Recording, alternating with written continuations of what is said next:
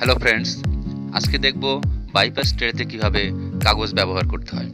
আর এই কাজে আমরা ব্যবহার করব তোশিবা 2303A ফটোকপি মেশিন। বন্ধুরা, আমি ইসলাম ফ্রম ইসলাম ইঞ্জিনিয়ারিং।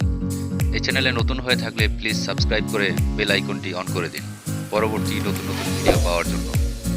আমরা এখন চলে যাই মূল ভিডিওতে। কিভাবে বাইপাস ট্রে ব্যবহার করতে হবে, বাইপাস ট্রেতে কিভাবে কাগজ ব্যবহার করতে হবে।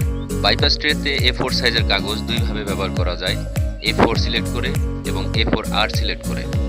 আজকে আমরা বাইপাস ট্রেতে A4R সিলেক্ট করে A4 সাইজের পেপারে প্রিন্ট আউট করব। প্রথমে বাইপাস ট্রেতে আমরা পেপার রাখব। A4 সাইজের পেপার লম্বালম্বিভাবে প্রয়োগ করতে হবে।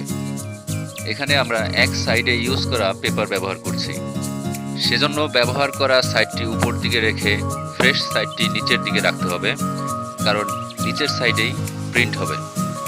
বাইপাস ট্রেতে পেপার রাখার সাথে সাথেই ডিসপ্লেতে ভেসে উঠবে বাইপাস পেপার সাইজ। নিচে অনেকগুলো পেপার সাইজ দেখা যাবে, এখান থেকে সিলেক্ট করতে হবে A4R। তারপর ইয়েস বাটনে পরপর দুইবার ক্লিক করতে হবে। এখন আমরা যে পেপারটি কপি করব সেই পেপারটি স্ক্যানারের বরাবর গ্লাস প্লেটের উপরে ব্যবহার করব। সেক্ষেত্রে বাইপাস ট্রের উপরে যেভাবে আমরা পেপার ব্যবহার করছি লম্বালম্বিভাবে, সেই একই রকমভাবে গ্লাস প্লেটের উপরেও স্ক্যানারের বরাবর মূল পেপারটি সেট করে নিতে হবে। আসল কাজ শেষ, এবার স্টার্ট বাটনে ক্লিক করুন। এবার শুরু হয়ে গেল স্ক্যান, একটু পরে বেরিয়ে আসবে প্রিন্ট।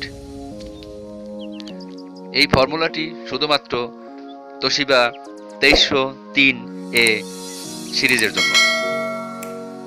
আমরা এখন মিলিয়ে নিচ্ছি অরিজিনাল কপি এবং ফটোকপি দুটি সেম।